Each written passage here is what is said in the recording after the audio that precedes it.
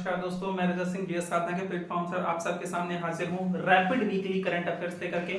अगर आपको इस पूरे करंट अफेयर्स में डीपली पढ़ना है तो 2 घंटे के आसपास का वीडियो है जिसकी लिंक मैं नीचे डिस्क्रिप्शन में डाल दूंगा। उसमें जाकर के आप पूरे वीक के करंट अफेयर्स को एक बार रिवाइज कर सकते हैं और डीपली हर एक टॉपिक पे मैंने डिस्कस किया है उसको जाकर के देख सकते हैं। तो अब चूंकि ये रैपिडली है तो जल्दी जल्दी हम चीजों को छुएंगे और छू करके आगे बढ़ते हुए देखेंगे कि कौन कौन सी चीजें हुई हैं। ये एक्चुअली रिवीजन के पर्पज से बहुत अच्छा होता है कि पहले आप उसको देखिए, उसको देखने के बाद आप 2 से 3 दिन बाद इसको आइए, इसको एक बार कान में लगा लीजिए, हेडफोन लगा लीजिए या कुछ भी लगा करके केवल सुन लीजिए। इससे क्या होगा, जो टॉपिक आपने ब्रीफली पढ़ा है उसको रिवीजन करने में आपको मदद आ जाएगी। ठीक है, तो वीकली करंट अफेयर्स रैपिडली में हम शुरू करते हैं। सबसे पहले हमने देखा था विंटर सेशन हुआ था। विंटर सेशन में हमने बात की थी किस प्रकार से विंटर सेशन की प्रोडक्टिविटी लेस हुई है। लोकसभा की प्रोडक्टिविटी जहां 54.5% थी और वहीं राज्यसभा की प्रोडक्टिविटी 40% है। इसमें किन किन चीजों पर बात हुई, जैसे नो कॉन्फिडेंस मोशन हुआ था वाइस प्रेसिडेंट जगदीश धनखड़ के विरुद्ध, इंपीचमेंट इलाहाबाद हाई कोर्ट के कोर्ट जज की इंपीचमेंट की बात की गई, तो भीमराव अम्बेडकर पर जो कुछ बात हुआ है उसको हम लोग जान सकते हैं। धक्का मुक्की पता नहीं क्या क्या हुआ है पूरे पूरे विंटर सेशन में। ठीक है, इस पे हम लोगों ने बात की थी। इसके बाद फ्रांस सरकार के साथ मिलकर के इंडिया और फ्रांस सरकार, जो भारत का ये लुटियंस दिल्ली है वहां पर जो साउथ दिल्ली और नॉर्थ दिल्ली है उसमें जो आपका प्रेसिडेंट हॉल है, संसद भवन है, पीएम रेसिडेंस है, इनको ये लोग क्या करेंगे कि म्यूजियम में बदल करेंगे, जैसे कि फ्रांस सरकार करती है। इनका जो लवली म्यूजियम है जिसकी मैंने आपको चित्र दिखाई थी, ये 100 वर्ष पुराना सरकारी भवन है जिसको इन्होंने म्यूजियम में कन्वर्ट किया था।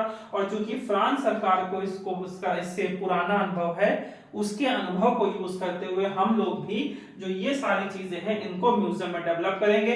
इसमें साउथ ब्लॉक में हम national museum India up to 1857 की बात कर रहे हैं, वहीं 1857 के बाद की बात 1857 के बाद के भारत के म्यूजियम में हम कहां पर देखेंगे, नॉर्थ ब्लॉक में देखेंगे। ठीक है, इसके बाद हमने बात किया था कि कॉर्पोरेशंस क्या होते हैं और national urban cooperative finance and development corporation क्या काम करेगा।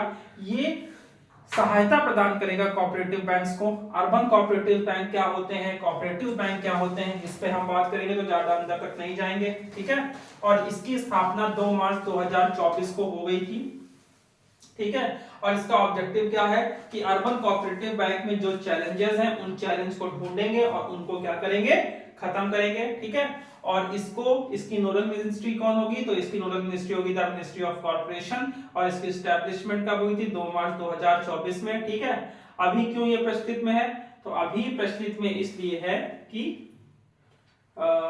ये फिर से न्यूज में आया था। ठीक है, और इसके बाद search and rescue aid tool है। ठीक है, जो इंक्वायस है, जो जिसका फुल फॉर्म है Indian National Centre for Ocean Information Services, जो Ministry of Earth and Science के अंतर्गत आता है, उसने इसको डेवलप किया है। और सरत 2.0 लॉन्च किया जो सर्च एंड रेस्क्यू टूल है, जो हमारे जो कोस्ट एरियाज हैं, जो कह सकते हैं कोस्टल गार्ड है, जो मरीन ऑपरेशंस हैं, इनको मजबूत करेगा। इसके बाद हमने क्या जाना कि 422 रुपए प्रति कुंटल के हिसाब से कोपरा में क्या कह सकते हैं, कोपरा के एमएसपी रेट में वृद्धि की गई है, जिसमें से मिलिन कोपरा और बॉल कोपरा दोनों में वृद्धि की गई है। ये कोपरा ज्यादातर तमिलनाडु, कर्नाटक, केरला यहाँ पर ज्यादा कह सकते हैं कि खेती की जाती है। ठीक है, और एमएसपी क्या होता है इस पे हमने बात की थी।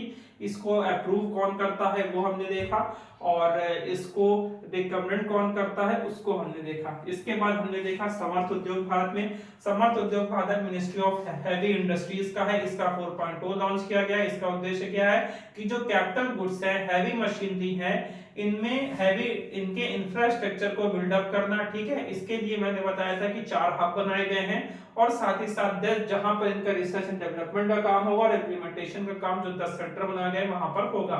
इसके बाद मसाली विलेज की बात की थी, जो इंडिया का फर्स्ट सोलर बॉर्डर विलेज बना हुआ है।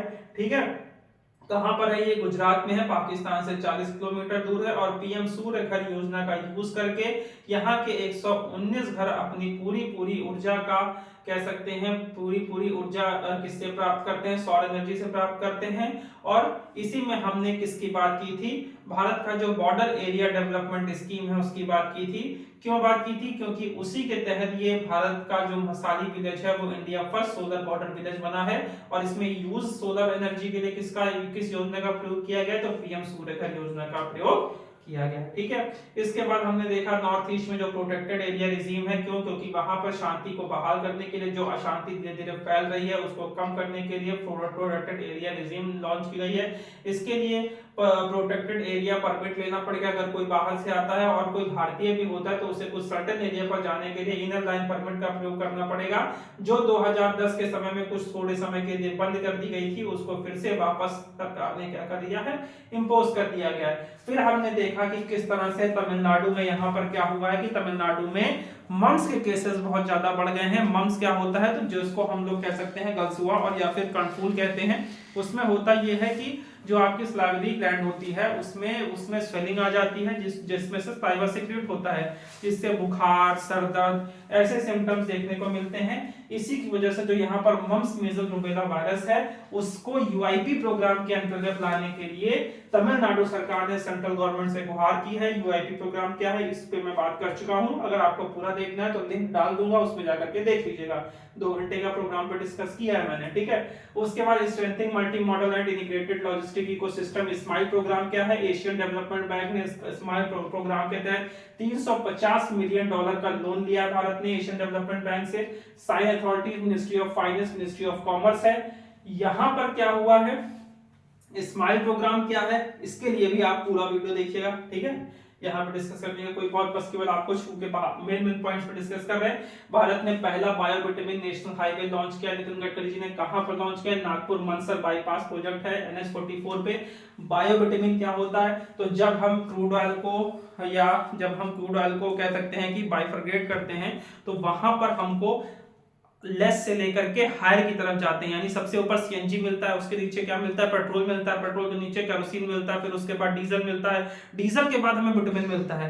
अब ये विटामिन चूंकि हमें क्रूड ऑयल से मिल रहा था, इस विटामिन को हम किससे प्राप्त करना चाहते थे, बायोलॉजिकल चीज से प्राप्त करना चाहते थे। इसके लिए हमने कार्बन अपशिष्ट का प्रयोग किया, जो कार्बन या आपकी पराली जलाने में निकलती है, या फिर कह सकते हैं कि जो वुडन चिप होती है इनसे जो कार्बन होती है, इनका यूज करके जब हमने विटामिन बनाया तो उसको बायोविटामिन कहा। और उसी बायोविटामिन का यूज हमने किसने किया, NH44 में किया, कहां पर, नागपुर मंदसौर में। ठीक है,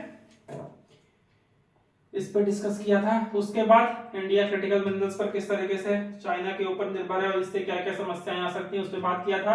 ईस्टर्न मैरीटाइम कॉरिडोर का यूज किया है किसने, इंडिया ने, रशिया के बीच में इंपोर्ट एक्सपोर्ट करने के लिए। जो पुराना रास्ता था वो 8675 नॉटिकल माइल था, जो कम होकर के लगभग 5647 नॉटिकल माइल हो गया है, जिससे क्या होगा, पहली बात तो समय कम लगेगा, सेकंड चीज ये होगा कि हमारी जो होगी एनर्जी पर निर्भरता कम होगी। क्यों? क्योंकि यहाँ पर जो क्रूड ऑयल यूज होगा कम यूज होगा। और नेक्स्ट चीज ये है कि कॉस्टिंग भी कम आएगी, तो जो प्रोडक्ट होगा, प्रोडक्ट का कॉस्ट भी क्या होगा, सही रहेगा। इसी बीच में हमने इंडियन मिडिल ईस्ट कॉरिडोर की भी बात कर दी थी थोड़ी सी, फिर कश्मीर पेपर मैशे की बात की थी, और यहाँ पर हमने डोडो की बात की थी। और फिर हम चलते हैं आगे, यहाँ पर प्राइम मिनिस्टर ने Ken Betwa linking project launch किया है, जो बुंदेलखंड का एरिया जो सूखा पड़ चुका है उसको फिर से हरा करने के लिए Ken Betwa link project launch किया गया, जिसमें केन रिवर को बेतवा रिवर से एक कैनाल के दौरान लॉन्च किया जाएगा, जिससे हमारा इनर वाटर वे मजबूत होगा, वाटर सिक्योरिटी मजबूत होगी, और जो बुंदेलखंड का एरिया सूखा पड़ा है वो फिर से हरा भरा हो सकता है। उसके लिए उठाया गया ये बहुत अच्छा कदम था।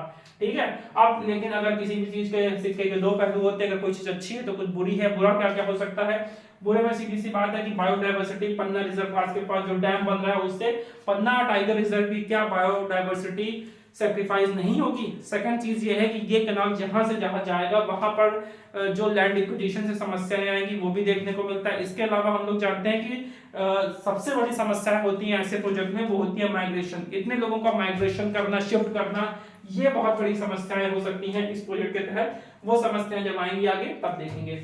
इसके बाद बिहार गवर्नमेंट ने बहुत अच्छा इनिशिएटिव किया दीदी लाइब्रेरीज का। यहाँ पर एजुकेशन और एम्पावरमेंट दोनों की बात होगी। एजुकेशन, यहाँ पे जो गांव के बच्चे होते हैं उनको एक तरीके से शहर का एनवायरनमेंट प्रदान करते हुए एजुकेशन प्रोवाइड कराई जाएगी, जहां पर क्या होगा कि यहाँ पर बुक्स जो होंगी वो बिहार का डिपार्टमेंट ऑफ एजुकेशन प्रोवाइड कराएगा, और वहां की जो कोई एक महिला होंगी जो कि विद्या दीदी के नाम से उनको बताया जाएगा, मतलब कहा जाएगा, और वो विद्या दीदी इस लाइब्रेरी का पूरा रखरखाव और देखभाल करेंगी। और वहां के जो स्टूडेंट एस्पिरेंट होते हैं वो इन लाइब्रेरीज में जाकर के पढ़ सकते हैं, और कह सकते हैं कि वैसा एनवायरनमेंट प्राप्त कर सकते हैं जैसा एनवायरनमेंट शहरों में मिलता है। उसके बाद गोल्डन वीजा प्रोग्राम क्या होता है, पैसे इन्वेस्ट करिए, परमानेंट वीजा प्राप्त करिए, गोल्डन वीजा प्रोग्राम। स्पेन ने इसको बंद कर दिया है। क्यों बंद कर दिया?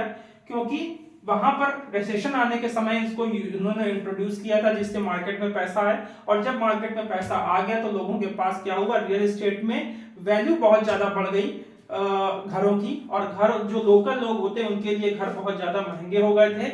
इसीलिए इस गोल्डन वीजा प्रोग्राम को स्पेन गवर्नमेंट ने क्या किया, बंद कर दिया। ठीक है, सागर आइलैंड क्लाइमेट चेंज की वजह से 450 मीटर अगर बढ़ जाता है, तो यहाँ पर सागर आइलैंड में जो कपिल मुनि है और जो गंगा सागर मेला लगता है कार्तिक पूर्णिमा पर, वो भी मतलब पूरी तरीके से जहां पर लगता है वो पूरा एरिया डूबने की बात चल रही है इस स्पेसएक्स मिशन पे। और इसके जो दो आपके कह सकते हैं चेजर और टारगेट, जो दो सैटेलाइट हैं, उन पर हम लोगों ने बात किया था। ठीक है, स्पेसएक्स मिशन पे पूरी विधिवत बात हुई थी। इसके बाद सौमित्र स्कीम क्या है, इस पर हमने बात की थी। ठीक है, किस प्रकार से पूरी तरीके से रिकॉर्ड जो है भूमि रिकॉर्ड है, इनको पीएम मोदी जी बांटेंगे। और यहाँ पर लगभग प्रॉपर्टी कार्ड बांटने से होगा क्या, गांव में जो लैंड डिस्प्यूट होते हैं और जो गांव के विकास के लिए जो योजनाएं आती हैं वो बहुत सरलता से इंप्लीमेंटेशन की जा सकती हैं इस स्वामित्व स्कीम के तहत, अगर आपके पास अपना भूमि रिकॉर्ड होगा तो। इसके बाद विकसित पंचायत कर्मयोगी सुशासन दिवस पर गांव में सुशासन तक, गांव तक सुशासन को पहुंचाने के लिए विकसित पंचायत कर्मयोगी लॉन्च किया गया है। इसमें जो गांव के प्रशासनिक व्यक्ति होते हैं, जैसे कौन कौन सरपंच हो गए, पंच हो गए, प्रधान हो गए, इन सब लोगों को क्या किया जाएगा, ट्रेनिंग प्रोवाइड की जाएगी। और कैसे प्रयोग करके, e learning platform, AI powered chat box और मोबाइल ऐप का यूज करके।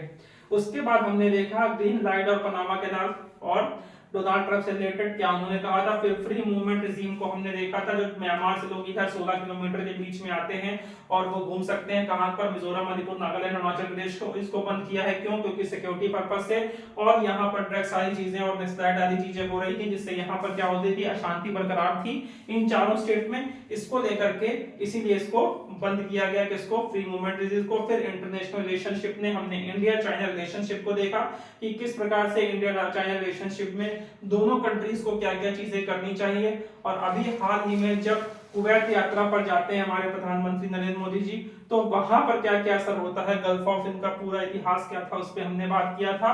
और वहां पर इन्हें ऑर्डर ऑफ मुबारक अल गफीर दिया जाता है, जो इनका 20वां अवार्ड था। और भी चीजें हमने इसमें डिस्कस की थी। तो ये सब चीजें अगर आपको देखनी है तो नीचे लिंक पड़ा हुआ है, उसमें चाहिए, देखिए। 2 घंटे का ट्यूटोरियल है, पूरा एंजॉय करिए और नोट्स बनाइए। तो उम्मीद करते हैं आपका दिन अच्छा जाए। तो thank you very much, best of luck, तैयारी करते रहिए, पढ़ते रहिए।